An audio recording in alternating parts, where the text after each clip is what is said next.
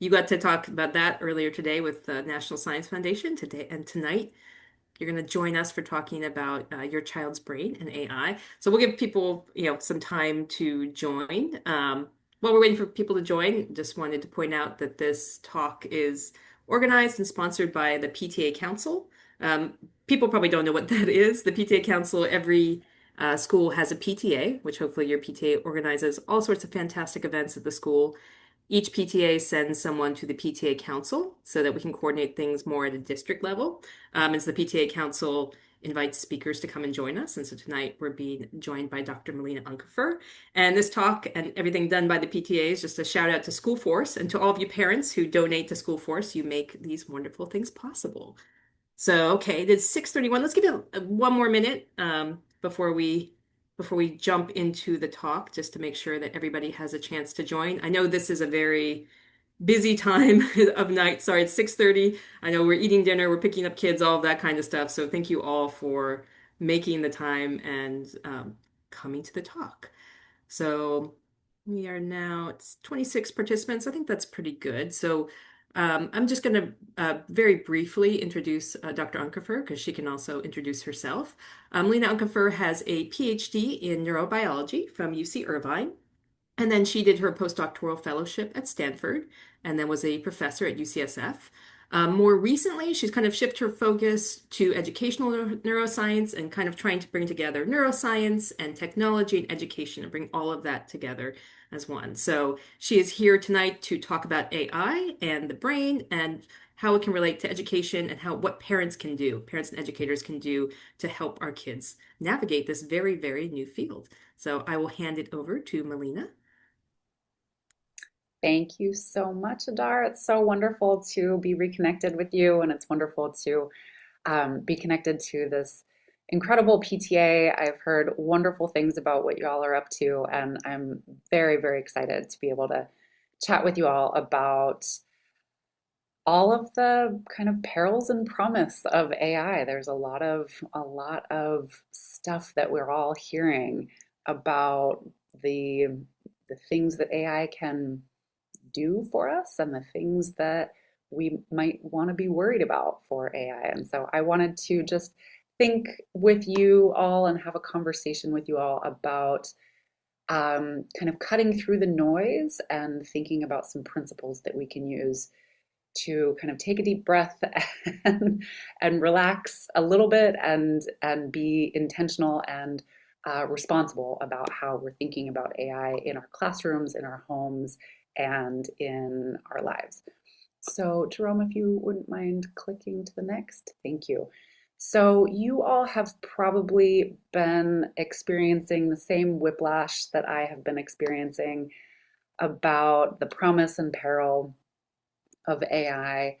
I will say I have been, and I'll share this a little bit later, but I have been studying the impact of digital media and technology on the developing brain for about 15 years now. I've also convened a lot of the top researchers in the world that have also been studying the impact of digital media and technology on kids' brains and have the incredible privilege of being able to kind of synthesize what we as a research field know about what are the things that we should be worried about and what are the things that we don't need to be worried about. And so I often get called in to help kind of quiet the noise with evidence and research. And so that's what we'll be talking about tonight. And I'm very, very excited about this. So I wanted to start here with a couple of headlines. Both of these headlines were published in the same, they might have been published even in the same week. I think they were published in the same month. But one talks about the perils of AI, essentially signaling that you should stop using AI because you're sacrificing your thinking. And the other talks about the promise of AI, that your kids will fall behind if you don't let them use it. And I suspect that each of you have been seeing versions of both in your inbox or your feed every single day. And I imagine it causes quite a bit of anxiety. So, wanted to just have a conversation about what the science actually tells us about the promise and peril and I can't actually see any of y'all, so I was going to have a raise of hands on who else is feeling whiplashed, but I can't see you all, so we'll keep going. But the funny thing here is that I try to bring a historical perspective on this because every single time in the history of our country, every single time a new technology is introduced into our country or the world, we have always had these dual reactions. We've always had technophilia, where we think that this new technology is going to solve all of our problems. But we've also had the other side of the technophobia, that this new tech is going to end the world or cause mass destruction. And uh, one of my favorite examples of this is when the printing press was first introduced. A very prominent scientist very famously said that books were going to cause moral laziness in our girls. Not our boys, mind you, just our girls. Moral laziness in our girls. And now, how many of us would give everything to have our kids reading books all the time, right? But when books were first introduced at scale, it caused mass hysteria, both on the positive end and the negative end. So tonight, I'm not going to add another opinion to the pile. Instead, I really want to give you a lens that you can use to kind of use as an axis of kind of orientation for how you think about AI or technology in general. And this axis is rooted in 150 years of learning science and over a decade of research on how technology shapes developing brains, a decade of my own research on how technology shapes developing brains, and a larger body of work that extends about 40 years on technology in the brain. So by the end of our hour together, I'm hoping that you'll leave with two things. One, clarity about what to relax about, and two, clarity about what to actually act on. So if you could go to the next slide, please. Thank you.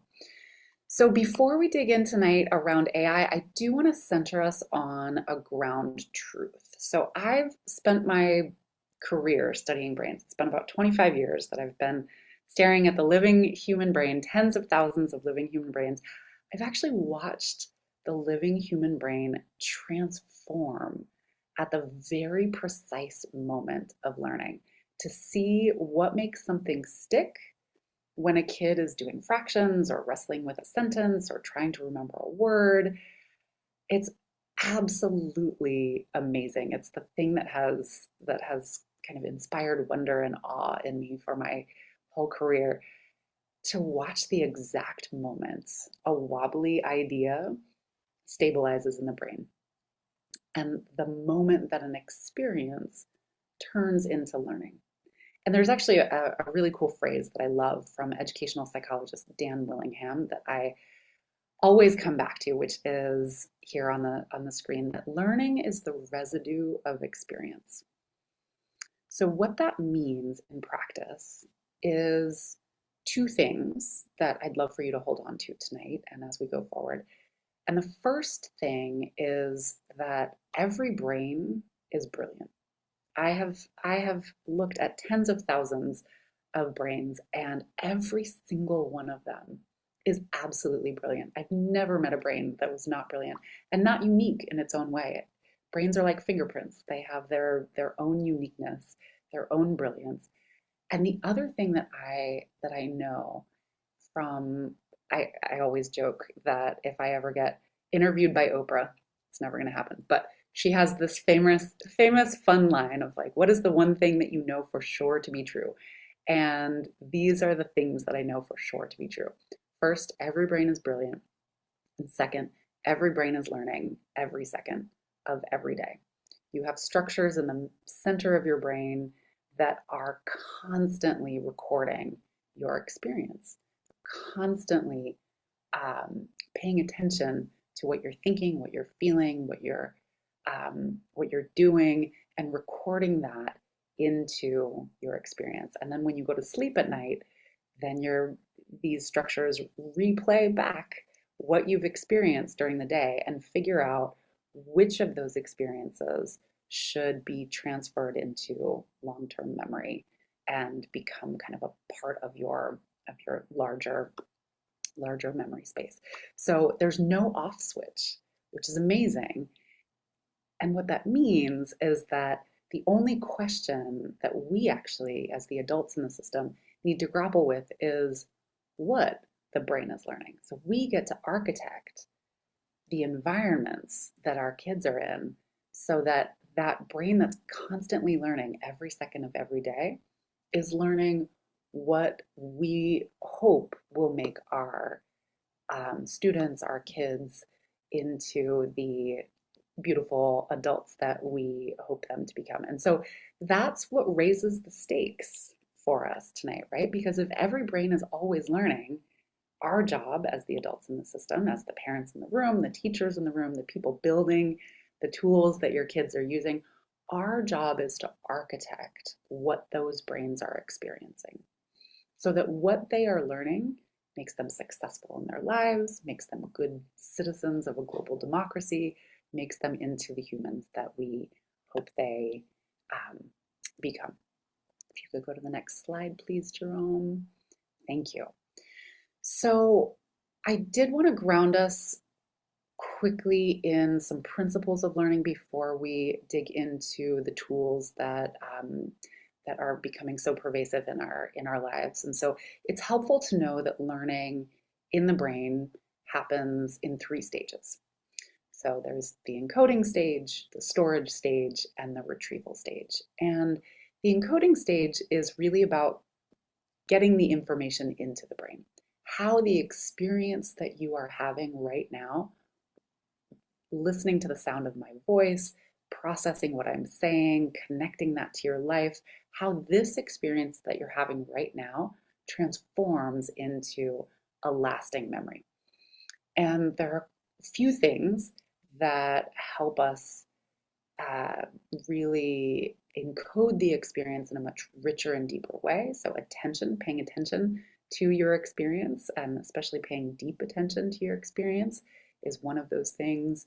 Novelty is another signal that tells your brain you should be um, you should be encoding this information in a really deep way. Your social brain is one of the most incredible learning mechanisms because we are humans. We are not the fastest animal on the planet. We don't have the biggest fangs. We don't have a lot of protections, except we are social creatures, so we have the protection of the tribe. And so our social brain is incredibly, incredibly important for our survival. So it is one of the things that our learning mechanisms pay deep attention to. And likewise, emotional salience. Things that are emotional to us, we tend to be stickier and tend to last longer in our learning. And so if a kid isn't paying attention, if they're not surprised, if they're not emotionally engaged, the experience doesn't often get shuttled into long-term memory. So there are some things that can really deepen the experience that a brain is having, and therefore create more sticky memories.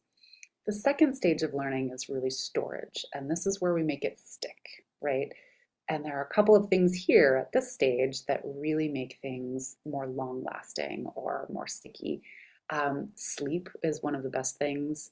Um, as I said a little bit earlier, one of the primary functions of sleep is to solidify the important events that happened during the day. So I liken it to, and we've actually done some fun brain awareness days at elementary schools and middle schools where we bring Jello when we first make Jello, and it's all liquid and sloshing around, and then when you put it when you put the Jello in the fridge, it solidifies into a gelatinous, more solid form, and that's what sleep does to our learning, our experiences of the day.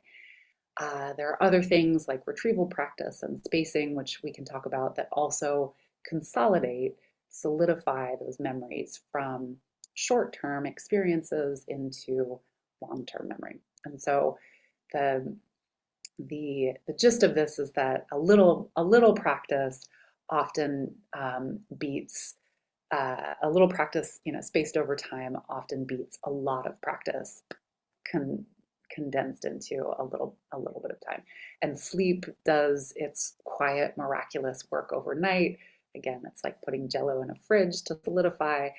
That's what sleep really does to learning. It solidifies the important learning that we had during the day. And finally, retrieval, the last stage, is really the process of bringing that information back out, the right information at the right time for the task. And the super surprising part that we learned through incredible research studies is that the act of recalling something actually strengthens the memory more than just studying for it again or rereading it again ever could. And so that's why testing yourself or having your child test yourself is much more powerful than just rereading your notes. Pulling it out of memory is actually building and strengthening the memory itself. So I just wanted to ground us in this framework that there are three stages of learning: encoding, storage, retrieval.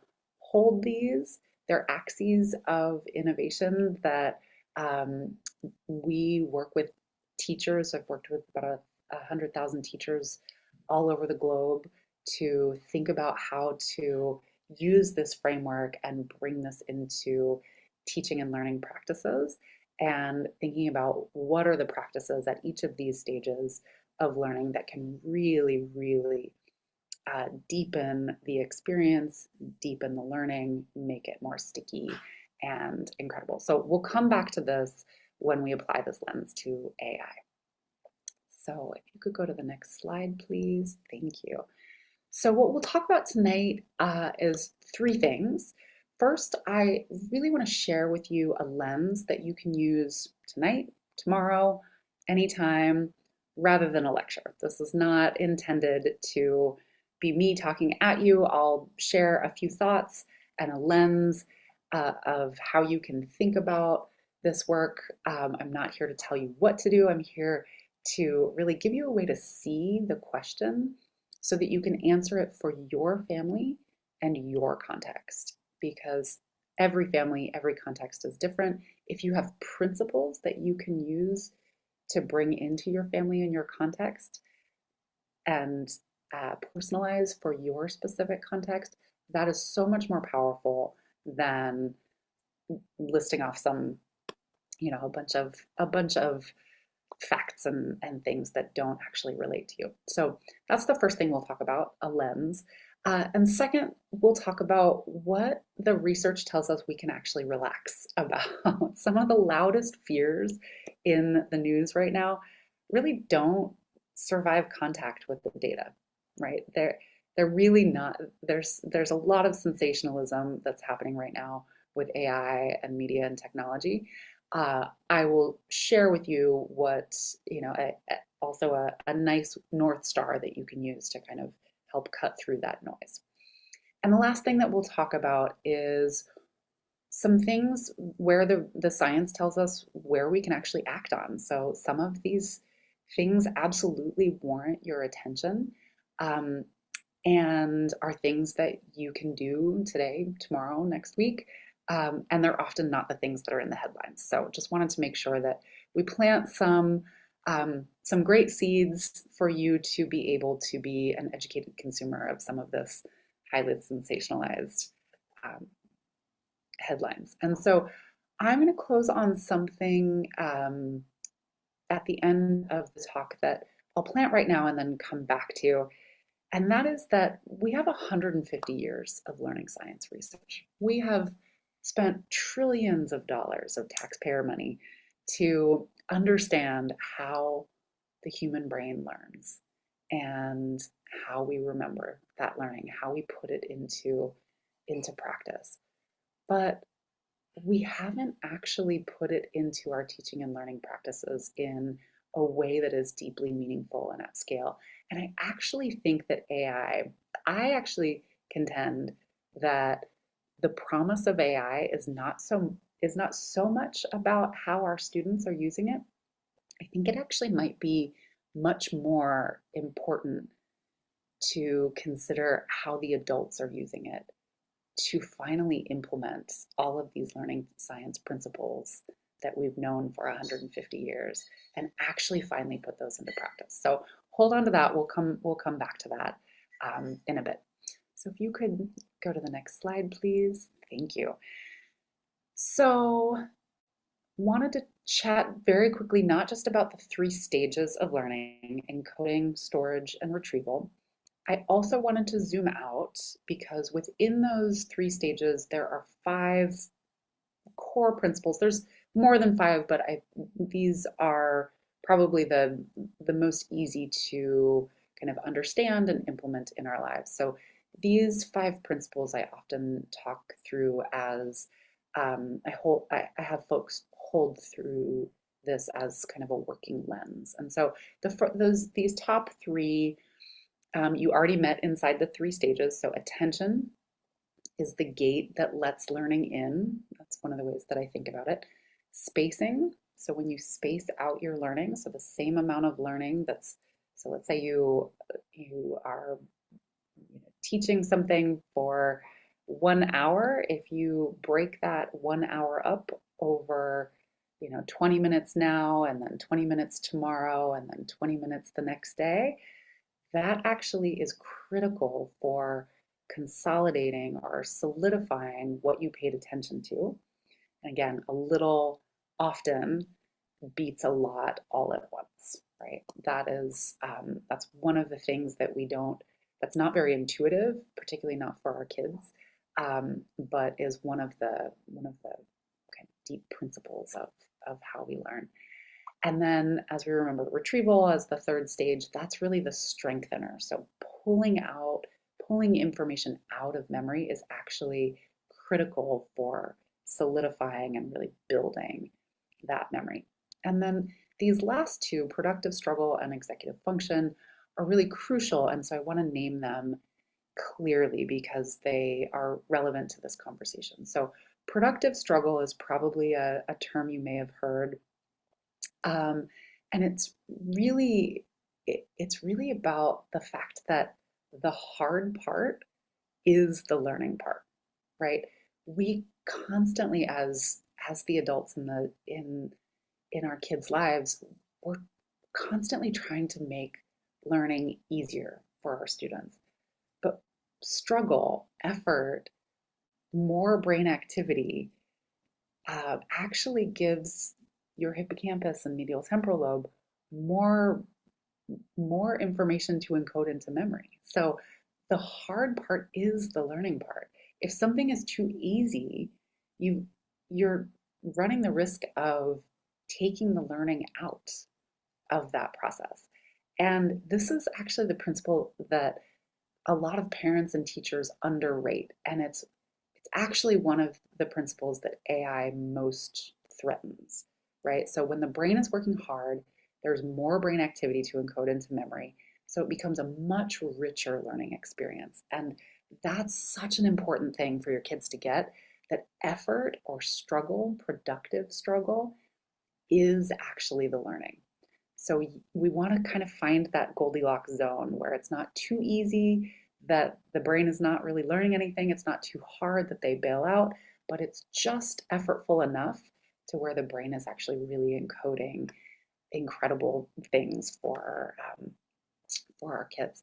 And finally, executive function. This was one of the major things that I studied in my both my PhD work and my um, faculty work. When I first started out 25 years ago, only special ed teachers knew about executive function. It was not a common household name, but now it is because of how important we have realized that it is to learning. And, I often talk about it as kind of the air traffic controller of the brain that makes all of this possible, right? So self-control, working memory, flexible thinking. This is the real thing that we should be developing in our kids and is actually one of the things that incidentally is developed in schools because of how we support our kids.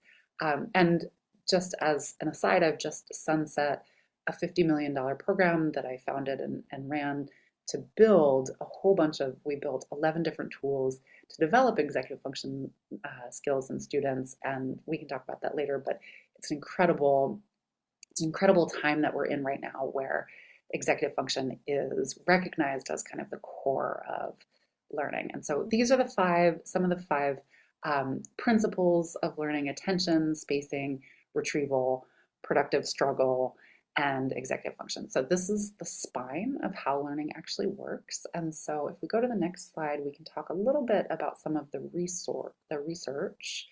So this is one of the studies that I and my colleagues at Stanford did.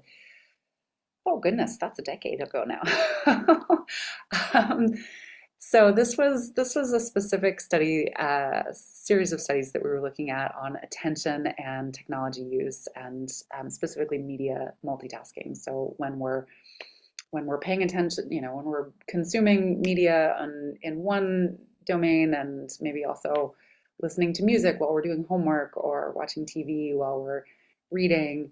Um, this was a very, very interesting thing because we found that the more time people spent juggling multiple media streams at the same time, the worse their working memory was, their kind of short-term working memory was. And that drop in working memory propagated forward into weaker long-term memory. So what this told us was that attention isn't a peripheral concern, right? It's the gate to everything else because uh, because we remember that attention is at that first stage of encoding, and that is kind of the gating function to all of learning. If we're not paying attention to something, there's no amount of additional learning that can bring it back. But I do want to say this is correlational data. It's not causation data. So we don't know if more multitasking with media caused this effect or whether students who have lower working memory are disposed to multitasking with multiple channels of media a lot. We're still working through the directionality of that, but either way, I'll keep showing the research as we go because it's important for us to understand what we do know regardless of the direction. So on the next slide, I want to share the quiet part that almost no one says out loud at a parent talk, which is we've known most of what I just shared with you about how students learn. We've known a lot of this for almost a century. So why doesn't every classroom run on the principles of learning science?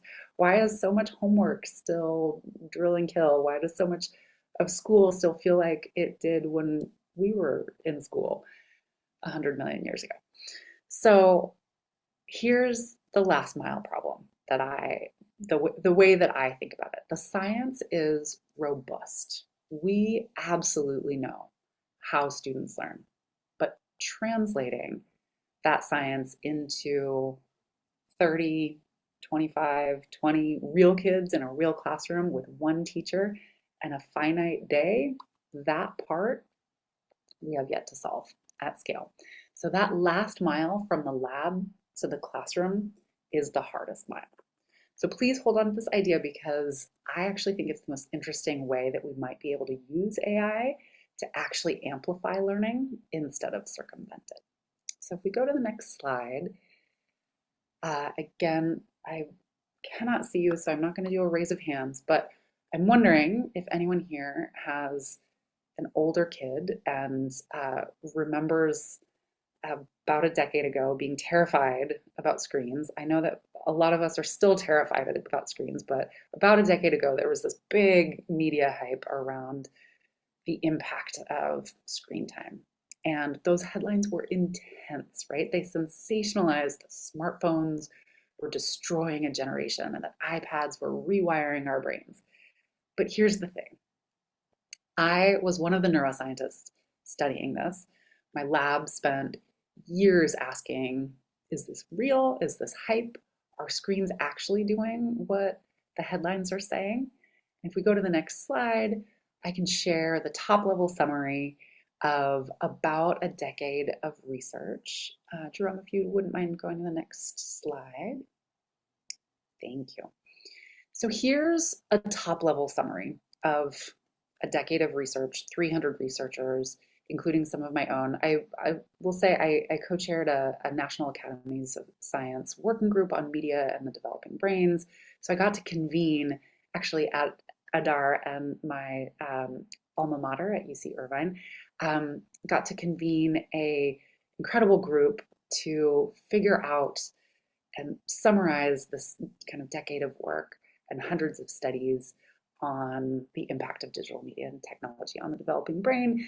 And what we found was that the biggest, scariest claims really didn't survive this scrutiny, right? The screens versus no screens framing was always wrong. What instead we found was that tech is a tool and it can be used for good and it can cause harm. When it's used for good, or let me say it a different way, the way to use it for good is when it increases human connection or it increases how deeply a kid experiences their world or the information that they're trying to learn. When it causes harm is when it replaces human connection or this productive struggle that we just talked about. And so there are a couple of other concerns though. So that was the top level, that when tech brings us together or deepens our experience of the world, that's when it's good. When it replaces human connection or replaces productive struggle, that's when we see the learning challenges. But there are a couple of other concerns we can get to in the Q&A. Sleep is a big one. What the screen displaced was often the issue more than the screens themselves. And then the quality of who's with the kid while they're using screens matters so much more than the actual number of minutes matters. So the answer wasn't relax, screens are fine, or panic, screens are evil. The answer was so much more nuanced. And nuance is what I'm offering you here tonight about AI. So if we go to the next slide, I love that I'm old enough to now see that the structure of these headlines 10 years apart are still exactly the same. We're about to do the entire screen panic cycle all over again, but now with AI. And so I want to save us a decade of panic. So I want to use a similar evidence-backed lens for this new tool of AI. And obviously there's research to corroborate this as a good frame for AI, just FYI. So next slide helps us think about this idea, going back to this kind of opening premise that learning happens, learning is the residue of our experience. Learning happens when the brain itself does the work. So how do we apply that to AI? When we apply it to AI, the question stops being, is AI good or bad for my kid? It's actually the wrong question. The right question from the research is, in this specific moment, is the AI doing the cognitive work that should belong to my kid's brain, or is it making my kid's brain work harder than it could on its own? Let me say that again. In this moment, is the AI doing the cognitive work that should belong to my kid's brain, or is it making my kid's brain work harder and therefore process more deeply and therefore make the learning more sticky than if it wasn't actually, than if the brain was not actually using this AI? So this lens can show us that the same tool can be used in two different ways, one that circumvents the learning and the other that amplifies the learning. And so it depends entirely on how you use it. And obviously, this applies to us as adults in the room as well, but we can chat about that later. So on the next slide, I want to unpack this just a little bit more before we get into questions. I want to talk about the two main patterns that we see when um, AI is a component of learning. And the first is probably the thing that you've been hearing a lot about in the headlines, which is this concept of cognitive atrophy. So the idea that cognitive atrophy can happen when AI is doing the thinking that your kid's brain should be doing itself. So the classic version is a kid asks AI to write an essay or solve a problem.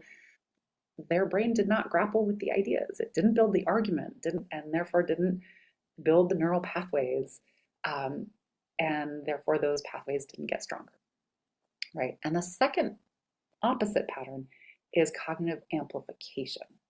And this is when AI is actually scaffolding the work that the brain is genuinely doing.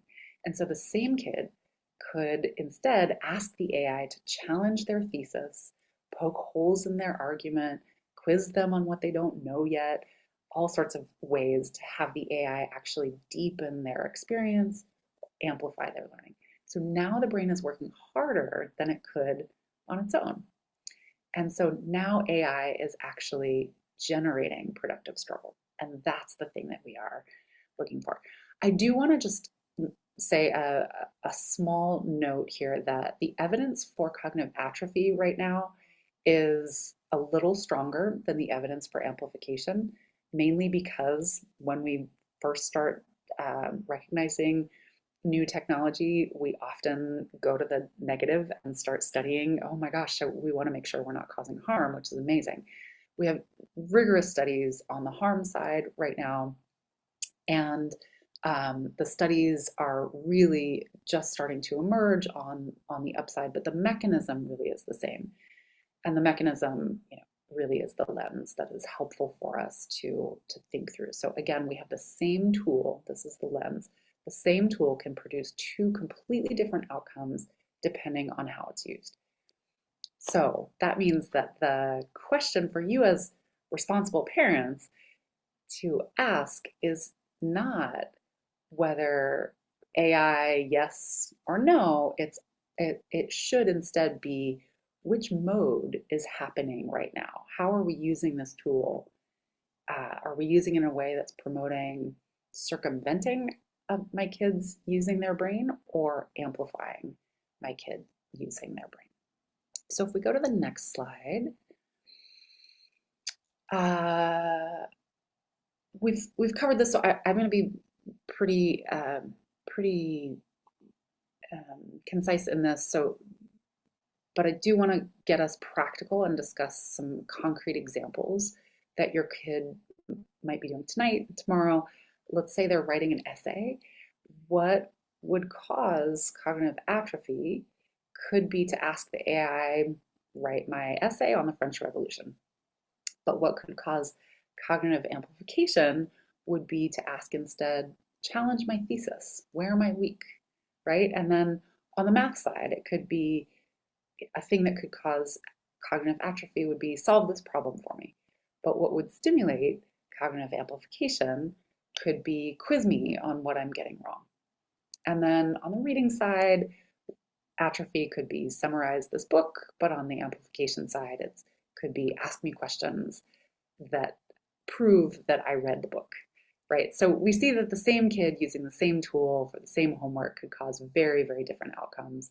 The prompt itself, how you're using the tool, changes the outcome.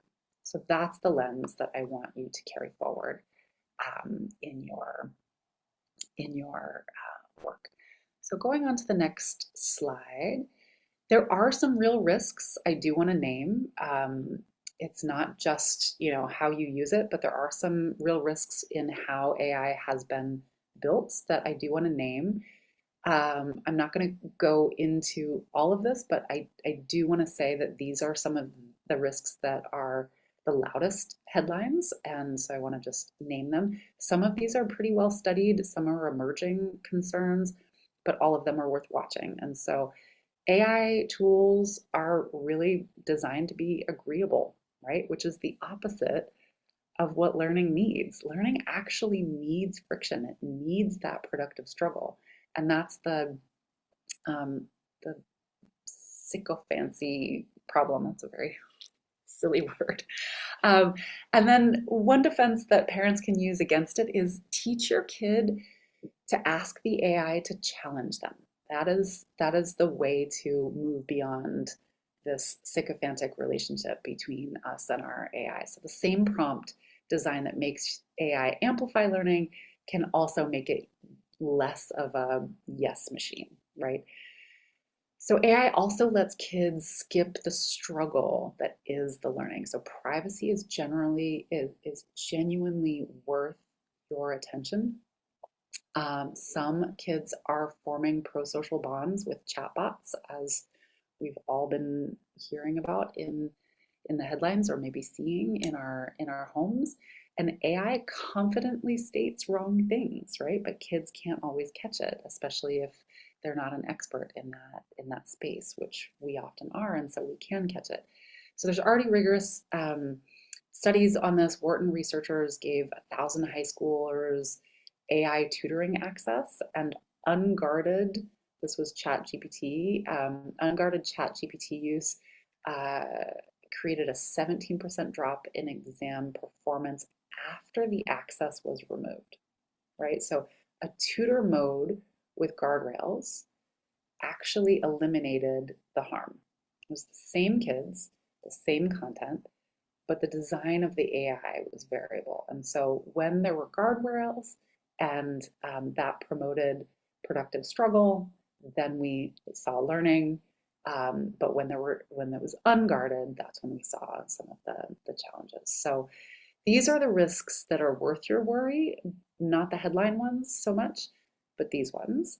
But please be confident that there's a lot of research being done to start to make sure that these are not as big of um, a challenge with our kids as they are right now. So on the next slide, go to the next one. Thank you.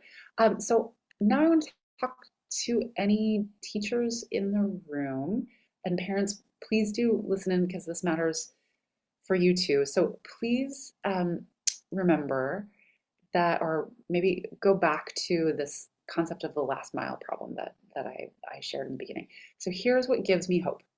There's an incredibly important finding that has held up across more than 300 researchers, almost a decade of work, National Academies of Science. We touched on it earlier, but I want to dig into it now that we've been discussing the frame that helps us understand how to use AI for good. And it is that technology accelerates learning when and only when it deepens human to human connection or deepens the connection, the experience that a student is having. Not when it replaces the teacher, not when it replaces the parent, but when it makes the conversation that humans have deeper, stickier, and more emotionally salient. That's what the evidence tells us. So when AI in a classroom is used to free up the teacher's attention for the relational work that we know is so important, or to calibrate practice to where each kid actually is, or maybe to surface in real time what each kid is learning, that's AI strengthening human to human connection. And that's the last mile finally bridged. And that's where I think AI can be really used for good. So, teachers, I see you, I hear you. Many of you in this room are already doing this work. I'm naming it tonight so that the parents in your classrooms understand what you're walking, because the promise of AI for teachers is real. And so is the work of using it well. So, parents, please remember that you remember this as you partner with your teachers, because right now technology is advancing enough such that if there are things that teachers have always wanted to do in their classroom, like align your lesson plans with learning science, there's likely an AI for that. And if there's not, let me know and we'll build it for you. we build this all the time. And likewise, all of the things that teachers don't want to be doing in your classroom, like analyzing, keeping track of exit tickets or other things, there's also likely an AI tool for that too. And again, if there's not, we'll build it for you. So speaking of building, if you want to move to the next slide, as I shared, I work with over 100,000 educators around the world. They've asked me to create a bunch of resources for them. So I want to make sure that I share them with you, but also share how they can bridge that last mile. So here are 3 free resources that my team has put out to put learning science directly into your and your kids' hands. The first is a full practical tactical 300-page course book for teachers that I call Designed for Brilliance. It's free, covers everything I teach in my Science of Learning bootcamp for educators, and we're launching it through Edutopia next month. It should be really, really fun and exciting. People have been loving it. It's evidence-based, no paywall, gives you concrete steps that you can bring into your classroom if you're a teacher, into your home if you're a parent. The link is there on screen.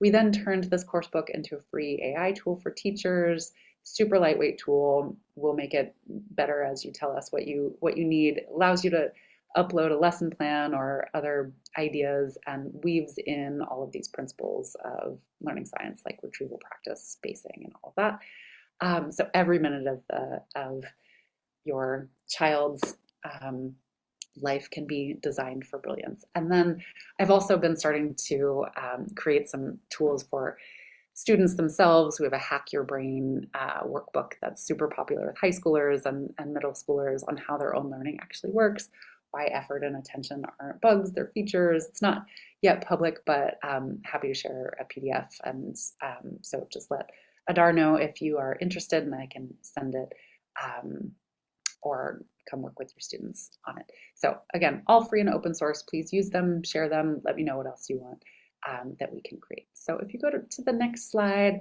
I want to get back to the frame, which is I really do want you to take away from this conversation that the key finding from our National Academy's work is that tech accelerates learning when it deepens human connection. So if we reflect back on our kids' lives and ask who is the most important human connection in their learning, often, hopefully, that answer would be you. It might be their teacher. It might be one trusted adult or several trusted adults in their life. It's the relationships in their home and their classroom that is the most important thing. And AI does not change that. AI is a multiplier on what you already have in your child's life. Used well, AI deepens connections. Used unintentionally, it substitutes for them. So here's the design rule that I hope you take home with you.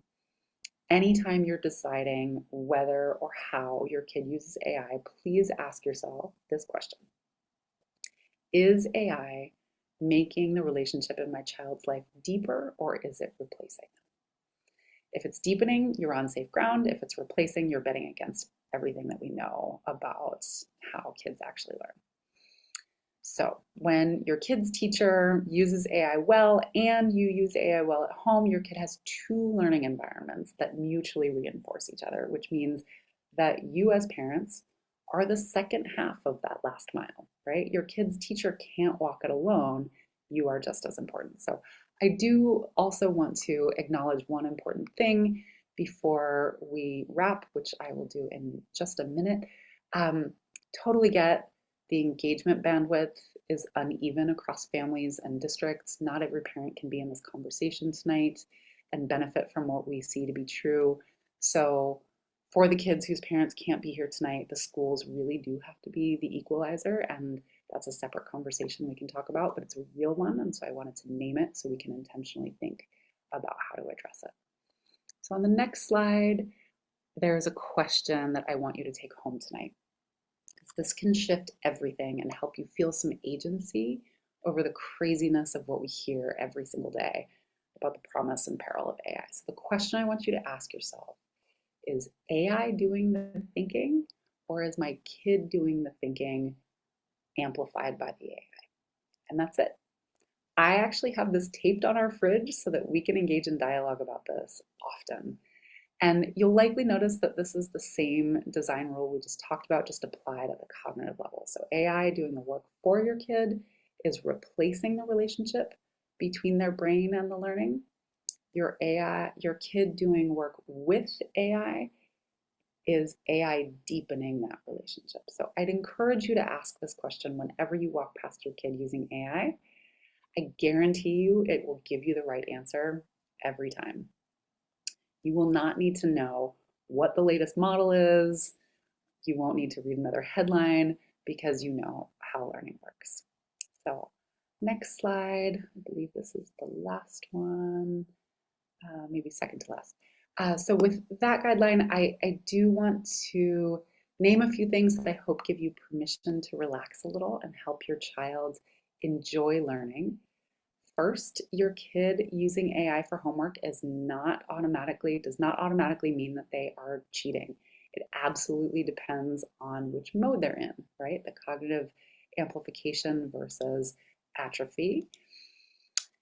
Second, raw screen time numbers are not the metrics that matter. It's really the activity that matters, the potential displacement, cognitive displacement that matters. The minutes, irrelevant, quality, not quantity here.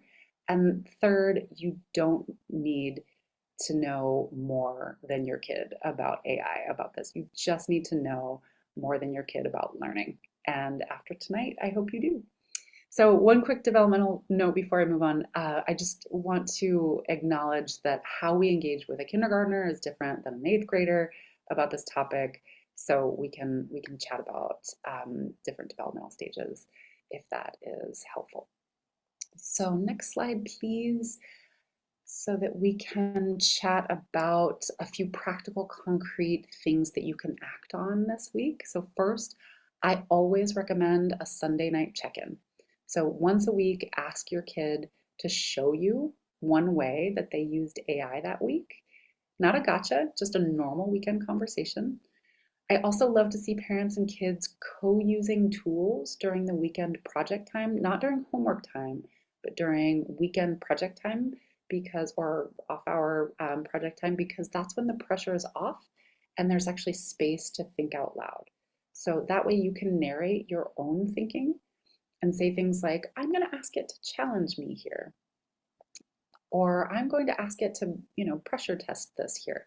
That's how you can model to your kids so that they can learn what good AI use really looks like. And then I'd highly recommend protecting three things ferociously: sleep, productive struggle, and conversation. Sleep, because that's when learning consolidates, struggle, because that's where learning lives, and conversation, because nothing replaces a kid talking through ideas with someone who loves them. And then I also talk about a hygiene layer, which means knowing which AI tools your kid is using, what their age and privacy policies say, what your district has approved. This is the unsexy but essential part.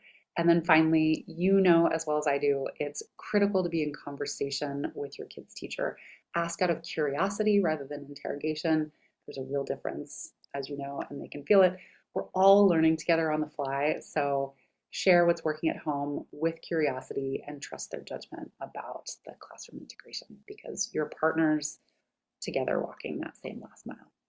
So on the last slide, I just want to close with a provocation.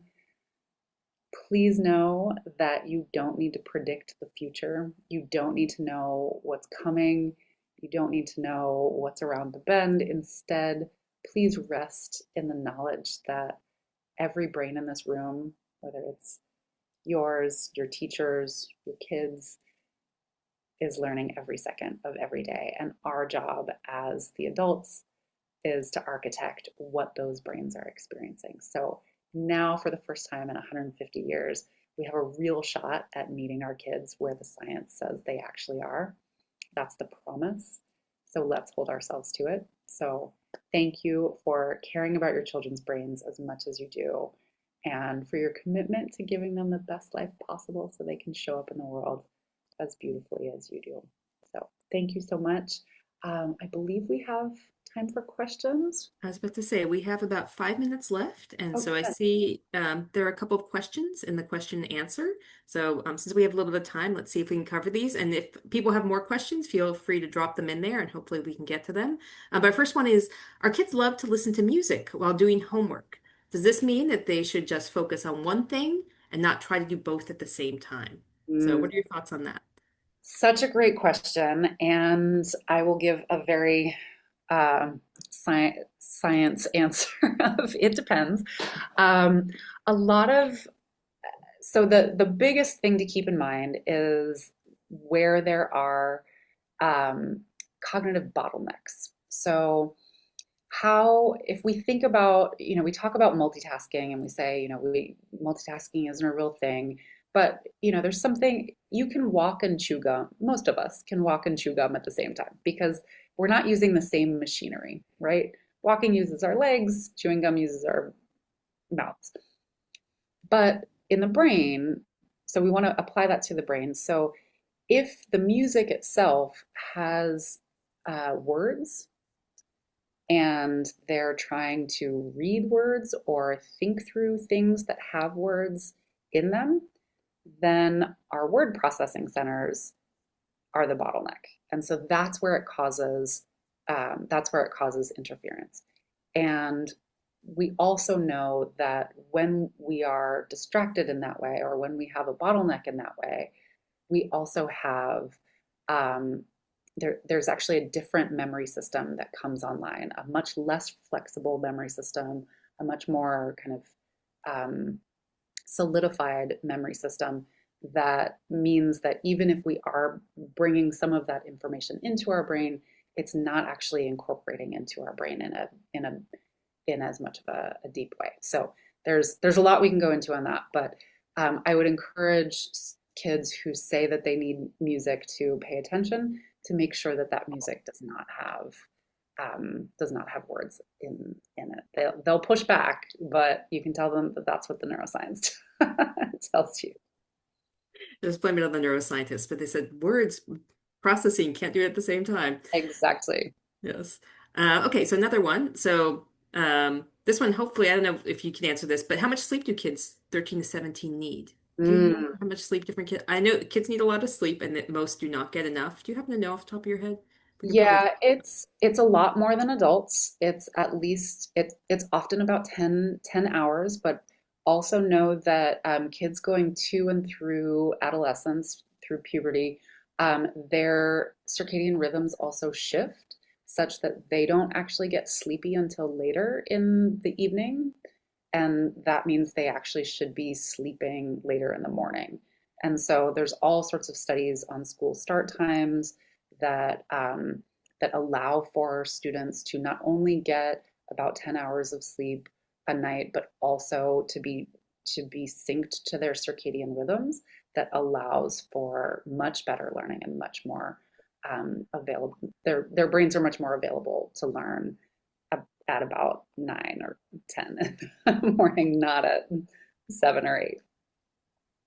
And then this one, this is more on the tech side, but I know you are pretty informed on the tech side. So instead of shifting the responsibility of the child to use AI responsibly, because I mean, you can imagine that can be difficult, Yep. is there any work being done to teach the AI to refuse any kind of irresponsible usage? Basically, to put it on the AI to be used properly rather than the kids necessarily. Yeah, there's a huge, huge push on AI guardrails right now, particularly for kids under 18.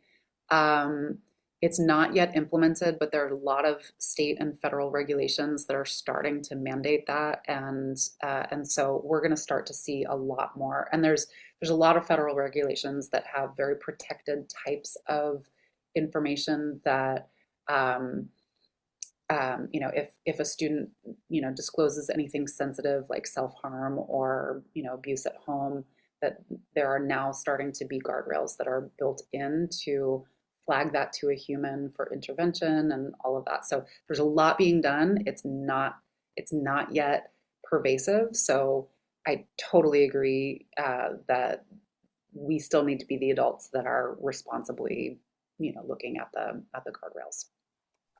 Okay, well, it's 7:30 now, and I want to be respectful of people's time. So I want to thank Dr. Unkefer for joining us tonight. It was lovely to see you and hear about your research and what you're doing now. And this was video recorded. I do not know exactly where it'll be posted, but it will be available later for those people who didn't get to make the talk or want to go back and review information. And also the slides and some of the materials we talked about, we will find a way to make those available as well. So thank you for everyone for attending. And with that, I will say goodbye to Dr. Unkefer. Do you have any last parting words other than struggles where the learning happens? Maintain the struggle.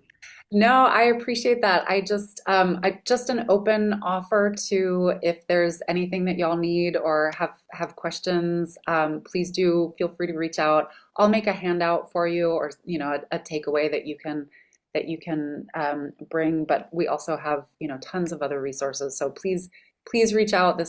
I think this is the most important thing that you can do is to empower your child to know that they can learn anything that they need, anything that they want in a way that that is responsible and beautiful. So really appreciate you all, and I hope you have a wonderful evening.